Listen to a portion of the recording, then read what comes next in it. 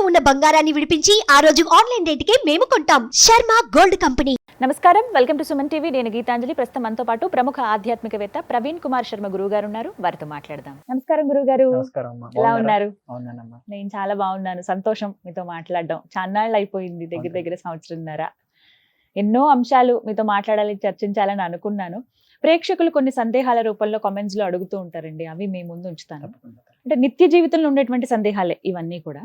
అందులో భాగంగా పూజా మందిరం అంటూ ఉంటుంది ప్రతి ఒక్కరికి. అది ఒక గదిగా కొంతమందికి ఉంటే, లేదు చిన్న మందిరం లాగా ఒక చిన్న స్థలం అంటూ దేవుడికి ప్రత్యేకంగా ఇచ్చేస్తూ ఉంటాం. అలా ఉన్న క్రమంలో పూర్వీకులు ఎవరైతే ఉంటారో, చనిపోయిన వారు, వాళ్ళ ఫోటోలు కూడా అక్కడ పెట్టి మనం నిత్య పూజ చేసేస్తూ ఉంటాం. నేను కొన్నిసార్లు విన్నాను, కొన్ని చోట్ల మరీ ముఖ్యంగా చెప్పారు, అలా చనిపోయిన వాళ్ళని దేవుళ్ళ పక్కన పెట్టి పూజించకూడదు అని. ఇది ఎంతవరకు నిజం? ఒకవేళ నిజమైతే గనక ఎందుకు అలా పూజించకూడదు? ఈ పూర్వీకులు అన్నారు కాబట్టి ఇక్కడ దేవతల పక్కన పూర్వీకులకు సంబంధం ఉండదండి. నిజంగా వాళ్ళు మనకు సహాయం చేశారు, వాళ్ళు మనల్ని తీర్చిదిద్దారు కాబట్టి మనం అక్కడ పెట్టుకుంటున్నాం, దైవంగా తలుస్తున్నాం. కానీ వాళ్ళకు దైవానికి అనుగ్రహించేంత శక్తి వాళ్ళకు ఉండదు. ఎందుకంటే వాళ్ళు అప్పటికే వేరే దేహాన్ని పొందటానికి సిద్ధంగా ఉంటారు.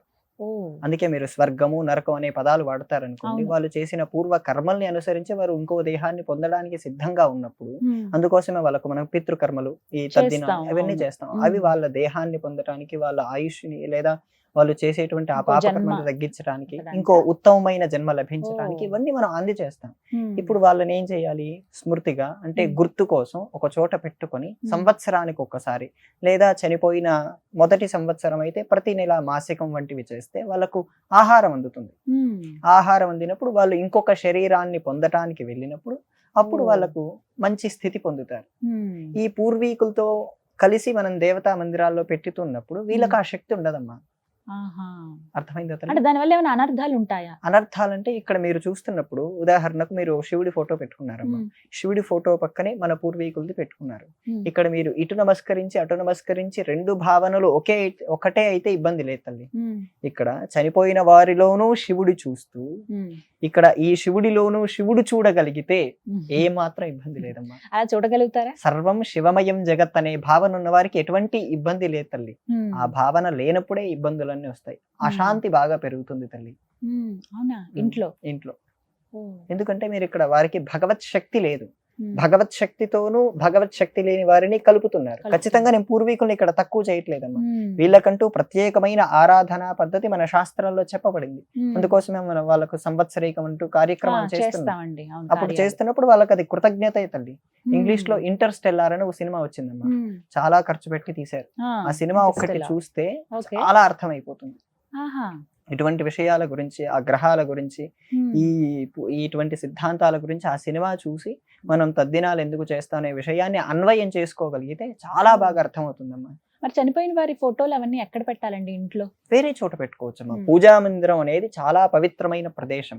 మన మనస్సును అక్కడ లగ్నం చేసి మన మనస్సులో ఉండేటువంటి కల్మషాలన్నీ తొలగించుకోవటానికి మనకు చిత్తం అంటే పూర్వజన్మల నుంచి వచ్చేటువంటి ఆ కలెక్షన్ అంటారమ్మా. మన శరీరంలో ఆత్మ ఉంది కదమ్మా. ఆత్మ కంటే ముందు 4 ఉంటాయమ్మా. మనస్సు, బుద్ధి, చిత్తం, అహంకారం. ఈ 4 ఉంటాయి. ఈ 4 ప్రతి ఒక్కరికి కనపడుతూ ఉంటాయి. కనిపించేవి ఇవన్నీ. ఇందులో చిత్తం అనే దాంట్లో ఉండేటువంటి విషయం ఏంటంటే, మన పూర్వజన్మల్లో ఉండేటువంటి విషయాలన్నీ ఆ చిత్తంలో రికార్డ్ అయి ఉంటాయి. ఆ చిత్తంలో ఉండే విషయాలన్నీ మనం ఇప్పుడు ప్రవర్తిస్తూ ఉంటాం. ఆ చిత్తాన్ని క్లీన్ చేసుకుంటే మనం మోక్షానికి దారి తొందరగా పట్టుకుంటామమ్మా. అందుకోసం ఇక్కడ ఆ భగవత్ మందిరం అనేది చాలా ప్రత్యేకమైనది. మనకు మనశ్శాంతిని తొందరగా ఇస్తుంది.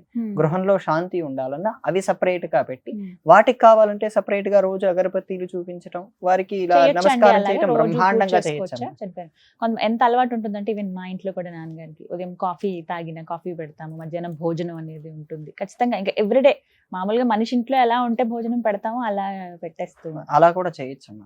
చాలా మంచిది. అది కూడా మీరు వారి ఫోటో సపరేట్ గా పెట్టుకోండి, ఇటు దేవతా మందిరం సపరేట్ గా పెట్టుకోండి. ఇక్కడ మీ మనస్సు స్థిరంగా లగ్నం అవ్వాలి. అక్కడ వాళ్ళు ఏ దేహాన్ని అయితే పొందారో ఆ దేహంలో వారికి ఆహారం లభించాలని వీరికి పితృదేవతా వ్యవస్థ అని ఒకటి ఉంటుందమ్మా. ఇప్పటిదాకా మీరు మొదట్లో పదం వాడింది పూర్వీకులు అనే పదం వాడారు తప్ప పితృదేవతలు అనే పదం వాడలేదు. పితృదేవతలు అనే వ్యవస్థ వేరు. ఈ పూర్వీకులు అనేటువంటి వారు మనం ఈ సాధారణంగా చెప్పబడేటువంటి విధానం. అంటే వీరు పితృదేవతలు అవ్వరా మరి? అవరు. పితృదేవతలనే వ్యవస్థ వేరు, దాని గణాలు వేరు. ఓ, వారికి వసువు, ఆదిత్యులు, రుద్రులు అనేటువంటి వారి గణాలు వేరమ్మా. ఆహా. వీళ్ళు ఏం చేస్తారంటే మనం సంవత్సరికంలో ఈ పిండము, ఆ. నువ్వులు, నీళ్లు వదిలిపెడతారు అవునండి. కదమ్మా. ఇదంతా వాళ్ళు ఆ దేవతల పేర్లు చెప్పి అందిస్తారు. మ్మ్హ్మ్. ఉదాహరణకు ఒకరు చనిపోయారండి. మ్మ్. వారు చనిపోయాక వేరే దేహాన్ని పొందారు, లేదా వారు స్వర్గంలోనో నరకంలోనో అనుభవిస్తూ ఉన్నారు. మ్మ్. అనుభవిస్తున్నప్పుడు వీళ్ళు పితృదేవతలు అయితే, దేవతలు అయితే వీళ్ళు మనల్ని ఎలా అనుగ్రహిస్తారు? ఆ, క్లారిటీ తీసు అర్థమైంది. అనుగ్రహిస్తారా? మ్మ్. వాళ్ళు ఆల్రెడీ ఒక దాంట్లో అనుభవిస్తున్నారు. అది మ్మ్. నరకమో, స్వర్గమో, పితృలోకమో, మేధోలోకమో కానీ ఏదైనా సరే. ఇప్పుడు పితృదేవతలకి శాంతి చేసినా లేకపోతే ఇలా తర్పణాలు ఏమన్నా వదిలినా ఆ తర్వాత కొద్ది రోజుల్లోనే ఇంట్లో కష్టాలు తీరటం కానీ సమస్యలు తగ్గటం కానీ ఇవన్నీ గమనిస్తూ ఉంటాం కదా, మరి అది ఎలా ఇది కూడా జరుగుతుంది? చెప్తానమ్మా. ఒక వ్యక్తి చనిపోయిన తర్వాత 11 రోజుల పాటు ఇంటి దగ్గరే ఉంటాడమ్మా. తర్వాత అతని గమనం ప్రారంభమవుతుంది. మొదటి నెల అయిన తర్వాత ఒక ప్రదేశంలో ఆగుతాడు. ఆ ప్రదేశంలో మొదటి మాసికం అని చెప్పి మన ఇంట్లో చేస్తాం కదా. అవును. ఆ ఆహారం ఈ పితృదేవతలు వారికి అవసరమైన రూపంలో అందిస్తారు. ఉదాహరణకు మనం ఇక్కడ నుంచి అమెరికాకు డబ్బులు పంపించాలమ్మా, మనం ఇండియన్ కరెన్సీలోనే పంపిస్తాం, కానీ అవి రీచ్ అయ్యేది US లోనే కదా. అవును. అది కూడా అంతే. వాళ్లకు తగిన రూపంలో వాళ్ళు ఏ శరీరంలో ఉంటారో ఆ శరీరానికి సంబంధించినట్టుగా ఆహారాన్ని అందిస్తారు. ఆ అందించే వ్యవస్థ పేరే పితృదేవత వ్యవస్థ. అయితే పూర్వీకులు అన్నమాట. కరెక్ట్. సబబే. అలాగే అంటే ఇంట్లో ఎక్కడ పెట్టుకోవాలి, ఏ గదిలో వారి ఫోటో ఉంచొచ్చు అనేది కూడా ఒక ఇది. అంటే ఎదురుగుండా గుమ్మంకి ఎదురుగుండా పెట్టొద్దు అనేది నేను ఈ మధ్య ఒక దగ్గర విన్నాను. ఇది నిజమా కాదా అని? అంటే ఎదురుగుండా అంటే ఎప్పుడు పెట్టుకుంటే అలా ఎప్పుడు చూస్తూ ఉన్నప్పుడు స్మృతి జ్ఞాపకాలు ఎక్కువగా వస్తుంటాయి వాళ్ళవే. అవి తలుచుకొని బాధపడడం అనేటువంటి విషయం వల్ల పెట్టుకోవద్దంటారు. ఉదాహరణకు పూజా మందిరం ఈశాన్య భాగంలో పెట్టుకున్నారు అనుకోమా, కొంచెం దూరంలో అటు పక్కన పెట్టుకోమనండి. ఇటు నమస్కరించాక అగరబత్తీలు అక్కడ చూపించి నమస్కరించుకోమనండి. అలాగా. అంటే ఈ దిక్కునే పెట్టాలి అనే ఏమైనా రూల్ ఉందా అండి పెద్దల? అవసరం లేదమ్మా. ఈశాన్య భాగంలో పూజా మందిరం పెట్టుకొని వేరే భాగంలో ఈ మన పూర్వీకుల ఫోటోలు పెట్టుకొని నమస్కరించుకుంటే సరిపోతుందమ్మా. థ్యాంక్ యూ అండి. అంటే ఇది ఒక క్లారిటీ, చాలా మందికి తెలియాల్సి ఉంది. పూజ చేసేస్తూ ఉంటారు అలాగే. అశుభం కొంతమంది చెప్పినా కూడా వినరమ్మా. వాళ్ళు మాకు ఎంతో సహాయం చేశారు, మా జీవితాన్ని తీర్చిదిద్దారు. అంటే అంతే కదా. మొన్న ఒకరి ఇంటికి వెళ్తే వాళ్ళు ఏం చెప్పారంటే, నేను 50-60 లక్షలు సంపాదించండి, దానికి కారణం ఆయనే, నేను ఆయన్ని దేవునిగా తెలుస్తున్నాను అంటాడు.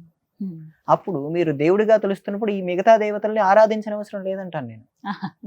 అంతే కదండి. వీళ్ళు దేవతలు అనుకున్నప్పుడు వీళ్ళు అనుగ్రహించారు కదా.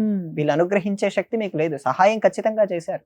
మనం గ్రాటిట్యూడ్ ఖచ్చితంగా చూపించాలమ్మా, కానీ చూపించే విధానం అంటూ ఉంది. చాలా చక్కగా వివరించారండి. ధన్యవాదాలు.